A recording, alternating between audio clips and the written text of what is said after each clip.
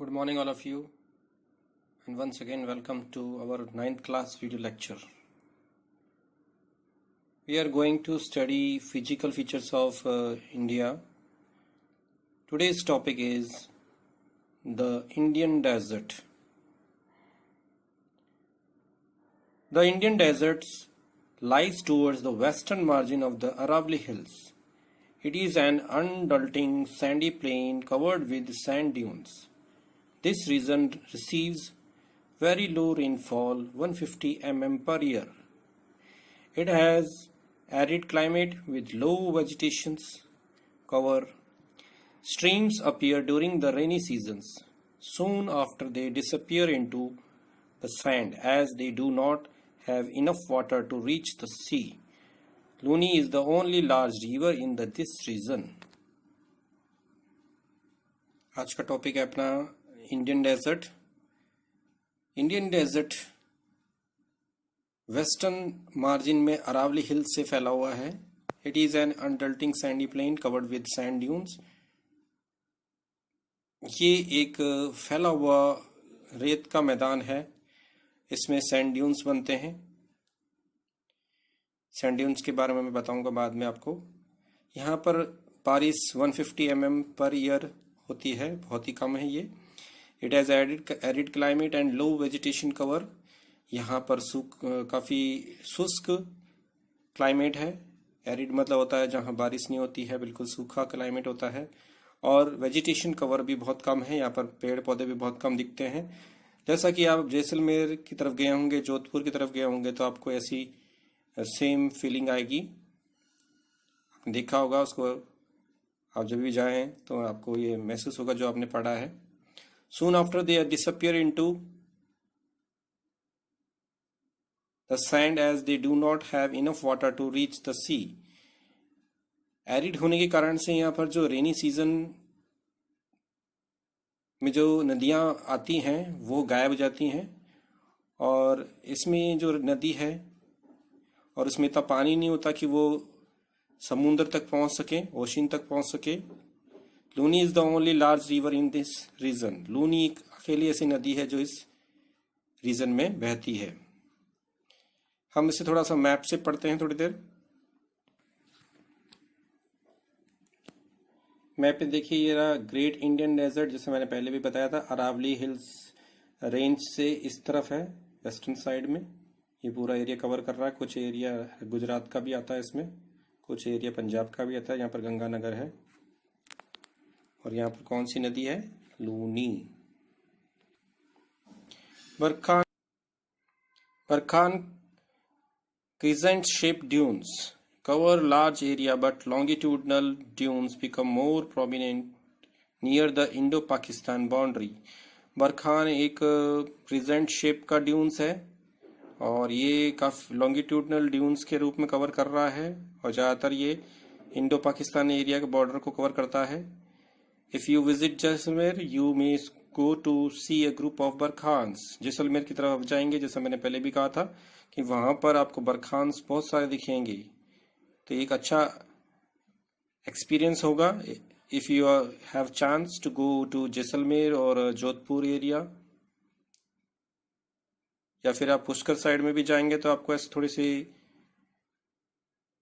Sandy area की experience मिलेगा.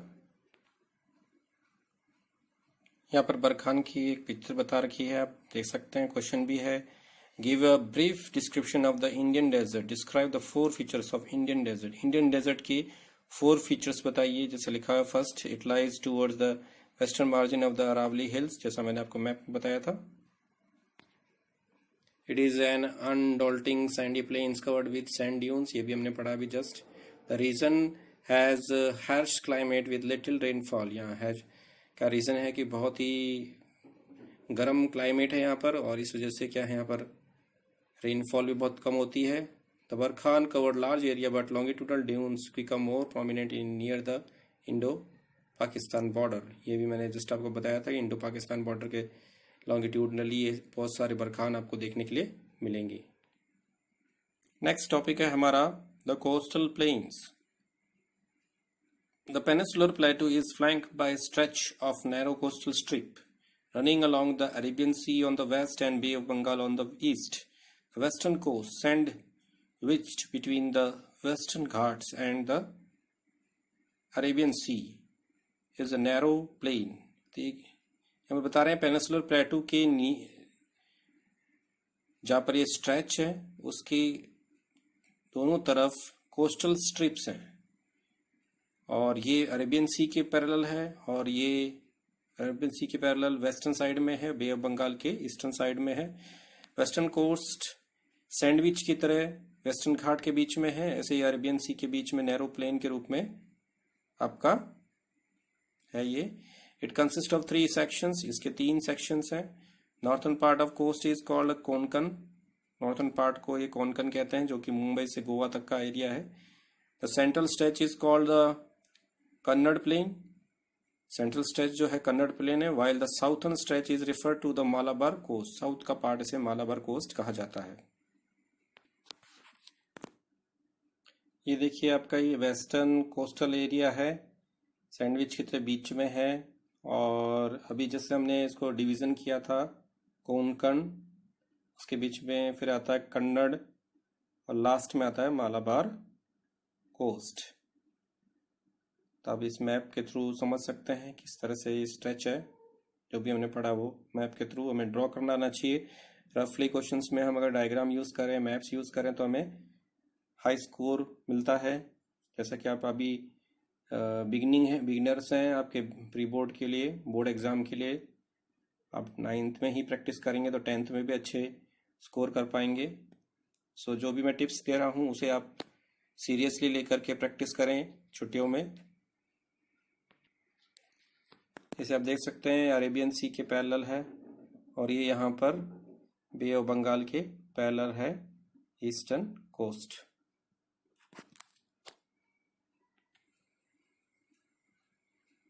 Coastal planes में अच्छी बारिश होने के कारण से यहाँ पर एग्रीकल्चर ज़्यादा करते हैं लोग, जैसे ये राइस का एग्रीकल्चर हो रहा है।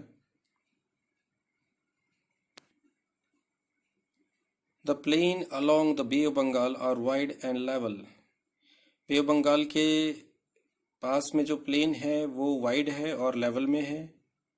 In the northern part it is refer to the as the northern Sarkar, इसका नॉर्थन पार्ट जो है नॉर्थन सरकार कहलाता है।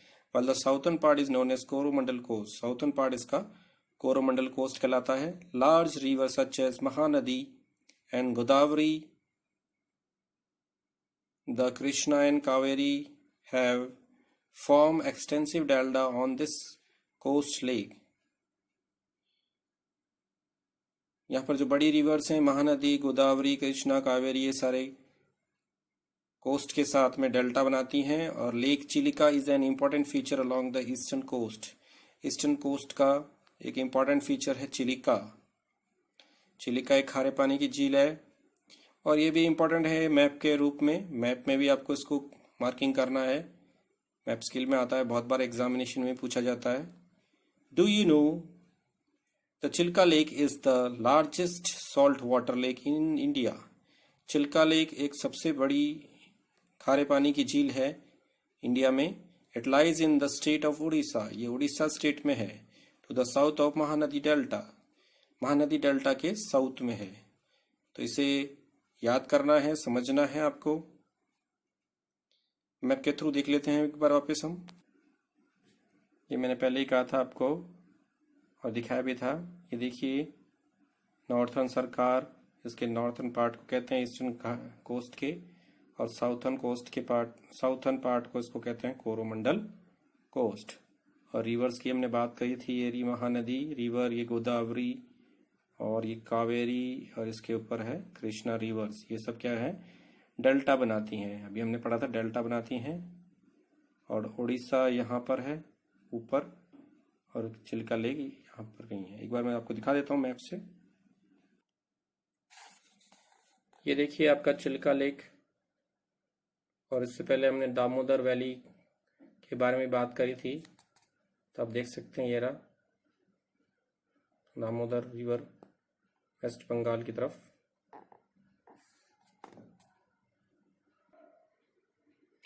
यहाँ पर देखिए, अभी जैसे हमने कोस्टल प्लेन के बारे में पढ़ा है, तो ये देखिए, compare the main feature of the western coastal plain and eastern coastal plane.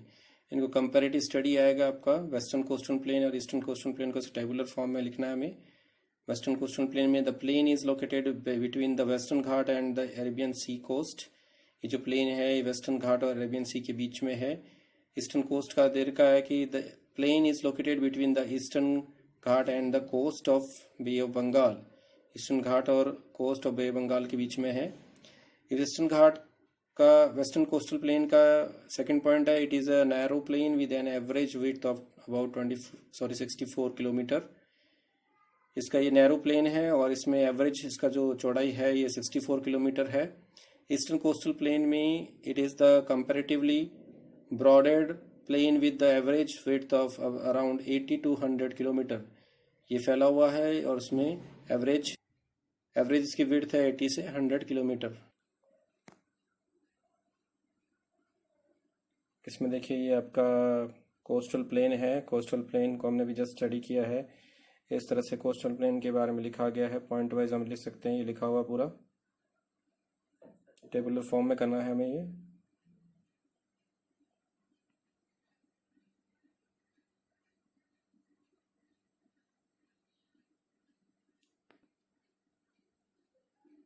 Western coastal plane के बारे में बता रखा है, जैसे हमने पढ़ा था कि वेस्टर्न कोस्टल प्लेन को डिवाइड कर सकते हैं Konkan coast, Mumbai to Goa, Kannada coast, Goa to Mangalore, and Malabar coast, Mangalore to Kanyakumari.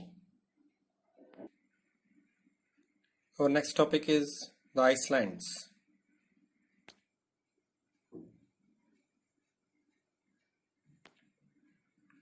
You have already seen that India has a vast mainland. Beside this, the country has also two groups of Iceland. Can you identify these Iceland's groups? आपने देखा है पहले भी कि India एक बहुत बड़ा mainland है। इनके अलावा कंट्री के दो ग्रुप हैं आइसलैंड्स के। क्या आप जान सकते हैं कहाँ पर हैं, बता सकते हैं? Locate the Lakshadweep Island group lying close to the Malabar coast of Kerala. Lakshadweep island के बारे में बता रहे हैं ये, और ये कह रहे हैं कि ये मालाबार जो कोस्ट एरिया है केरला का उसके पास में है। This group of island is composed of small coral island. इस ग्रुप में क्या होता है कि कोरल आइसलैंड छोटे छोटे इसके साथ में जुड़े हुए हैं। Earlier they were known as Laccadive, Minicoy and Amindivi. पहले इनको लोकेडिव के नाम से, मिनिकॉय के नाम से और एमिनी ड्राइव के नाम से जाना जाता था। इन 1973 these were named as a Lakshadweep. इसका नाम लक्षद्वीप रखा गया। It covers small area of 32 square kilometre. ये 32 स्क्वायर किलोमीटर का एरिया कवर करता है। Kavaratti island is the administrative headquarter of Lakshadweep. Lakshadweep का कैपिटल हम बता सकते हैं कवरती। यहाँ से एडमिनिस्ट्रेटिव हेडक्वार्टर है, यानी यहाँ से एडमिनिस्ट्रेशन संभाला जाता है। This island group has great diversity of flora and fauna. इस आइसलैंड में फ्लोरा एंड फोना का काफी डिफरेंट स्पीसीज मिलती हैं। फ्लोरा एंड फोना आप जानते हैं, मैंने पहले भी एक्सप्लेन किया था। फ्लोरा को हम याद करने के लिए फ्लावर याद कर सकते हैं, यानी वेजिटेशन लाइफ को फ्लोरा कहते हैं। और फोना यानी एनिमल लाइफ के बारे में स्टडी करते हैं इसके अंदर। The Pitti island which is uninhabited has a bird sanctuary. Pitti island यहाँ पर बर्ड सेंचुरी के लिए फेमस है। यहाँ पर एक बायोलॉजिकल इंफॉर्मेशन है कि कोरल्स क्या होते हैं। कोरल्स जानना में बहुत जरूरी है। कोरल्स क्या होते हैं? Corals polyps are short live microscopic organisms. Coral polyps या क्या होते हैं? ये माइक्रोस्कोपिक ऑर्गेनिजम्स होते हैं और ये इनकी लाइफ बहुत छोटी होती है। विच लिव इन कॉलोनीज, ये कॉलोनीज में रहते हैं। दे फ्लोरिश इन शैलो, ये पैदा होते हैं कम गहरे पानी में। मड फ्री, जिसमें मिट्टी कम होती है। वार्म वाटर, थोड़ा सा गर्म पानी होता है। दे secretes calcium carbonate, वो अपने अंदर से कैल्शियम कार्बोनेट निकालते हैं. The coral secretions and their skeletons form coral deposits in the form of reef. Coral secretion यानी कोरल्स अपने अंदर से जो निकालते हैं कैल्शियम कार्बोनेट और उनका स्केलेटन वहां पर रह जाता है, इससे रीफ्स बनते हैं यानी चट्टाने बनती हैं. They are mainly of 3 kinds, ये 3 तरीके के होते हैं. Barrier reefs, fringing reef and atolls. ये 3 टाइप के हैं, इनके नाम बता रखे हैं. The great barrier reef of Australia is a good example of the first kind of coral reef. Great barrier reef Australia का एक अच्छा एग्जाम्पल है कोरल रीफ का. एटॉल्स आर सर्कुलर और हॉर्स शू. एटॉल्स हॉर्स के जो नीचे नाल होती है उसके तरह यू शेप में होते हैं. Now you see the elongated chain of Iceland located in the Bay of Bengal extending from north to south. This is our Andaman and Nicobar. आप देख सकते हैं कि आइसलैंड का बे ऑफ बंगाल में जो है नॉर्थ टू साउथ से, ये अंडमान निकोबार कहलाता है island. They are bigger in size and are more numerous and scattered. ये साइज में बहुत बड़े हैं और बहुत सारे नंबर्स में और स्कैटर्ड हैं, बिखरे हुए हैं. The entire group of island is divided into 2 broad categories. Entire जो आइसलैंड है उसे 2 ब्रॉड कैटेगरीज में डिवाइड कर सकते हैं. Andaman in the north and the Nicobar in the south. North side में अंडमान होता है और साउथ साइड में Nicobar. It is believe that these islands are an elevated portion of submarine mountains. ये माना जाता है कि ये आइसलैंड्स किसके पार्ट हैं? जो समुद्र में डूब गए हैं माउंटेन्स, उनके पार्ट हैं. This island groups are of great strategic importance for the country. इनका आइसलैंड का बहुत इम्पोर्टेंट स्ट्रेटेजी है कंट्री के रूप में. There is a great diversity of flora and fauna in the group of Iceland. जैसा मैंने पहले बताया था, फ्लोरा एंड फाuna के यहाँ में पाए जाते हैं. बहुत डाइवर्सिटीज है इनमें यहाँ पर, यानी बहुत सारी जातियाँ मिलती हैं. These islands lies close to the equator and experience equatorial climate and has a thick forest covered. यह आइसलैंड इक्वेटर के पास में, इसलिए ये इक्वेटोरियल क्लाइमेट को एक्सपीरियंस करते हैं और यहाँ पर फॉरेस्ट ज़्यादा है, कवर्ड है बहुत सारा. Do you know India only active volcano is found on Barren Island in Andaman and Nicobar group of island. India का एक जो एक्टिव वॉल्केनो है जिसको हम बैरन आइसलैंड में मिलता है, और ये कहाँ पर है? अंडमान निकोबार आइसलैंड ग्रुप के अंदर. A detailed account of the different physiographic units highlights the unique feature of each region. इस पे भी क्वेश्चन बनता है कि जो डिफरेंट हमारे फिजिकल फीचर्स हैं उससे हमें क्या फ़ायदा मिलता है या क्या इम्पोर्टेंस है उनका, तो हमें बताना है. इसमें लिखा हुआ है कि ये जो फिजियोग्राफिक यूनिट्स हैं ये हाईलाइट करती हैं यूनिक फीचर ऑफ अपने रीजन्स के. It would however be clear that each region complement the other and mark the country richer in its natural resources. ये कह रहे हैं कि हम देखें तो ये क्लियर होता है कि हर एक रीजन अपने आप में कॉम्प्लीमेंट है दूसरे का और ये नेचुरल रिसोर्सेज को बढ़ाता है. The mountains are the major source of water and forest wealth. Mountain के अंदर पानी ज़्यादा होता है और जंगल ज़्यादा होते हैं. The northern plain are the granaries of the country. Northern plain जहाँ पर फर्टाइल लैंड है, एलुवियल सॉइल है, इस वजह से यहाँ पर खेती अच्छी होती है, तो ये गोदाम है एक तरह से. यहाँ पर जो भी हाईएस्ट प्रोडक्शन स्टेट्स हैं जैसे पंजाब, यूपी, एमपी, ये सारे इसी एरिया में आते हैं. They provide the base for early civilisation. इन्होंने एक बेस दिया है जो स्टार्टिंग में सिविलाइजेशन हुआ था, जैसे हमने पहले भी पढ़ा था. The plateau is a store house of minerals which has played a crucial role in the industrialisation of country. Plateau एक तरह से स्टोर हाउस का काम करता है जिसमें बहुत सारे मिनरल्स मिलते हैं और ये इंडस्ट्रियलाइजेशन के लिए भी बहुत इंपॉर्टेंट और रोल प्ले करता है. क्योंकि हम देखेंगे जहाँ पर प्लेटूज हैं वहाँ पर इंडस्ट्रीज ज़्यादा बनी हुई हैं, वहाँ पर मिनरल्स ज़्यादा हैं, इस वजह से वहाँ का इंपॉर्टेंस बहुत ज़्यादा है. The coastal region and the island groups provide sites for fishing and port activity.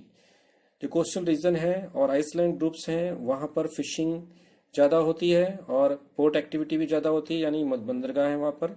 Thus the diverse physical feature of lands have immense features possible of development.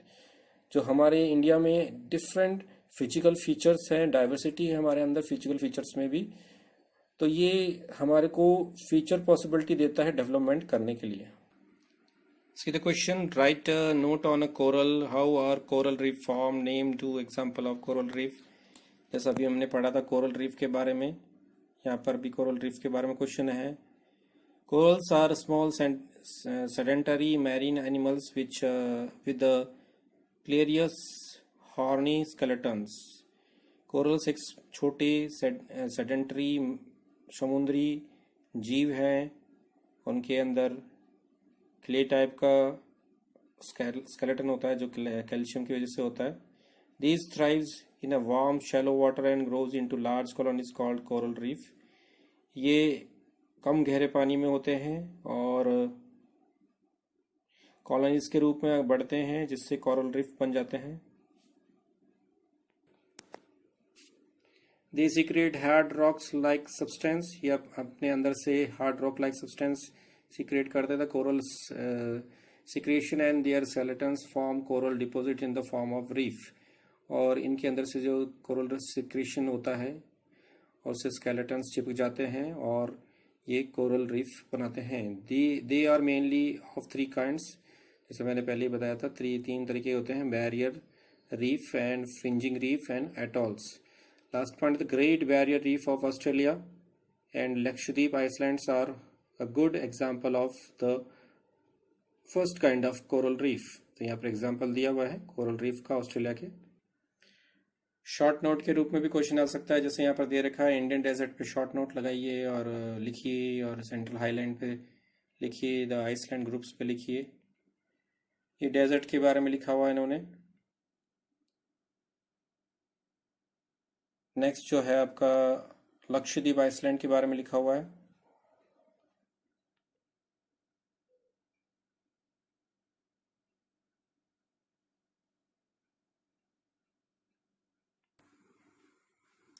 So students, this is the end of our chapter number 2, and I hope you have to be making your notes timely and try to make it effectively।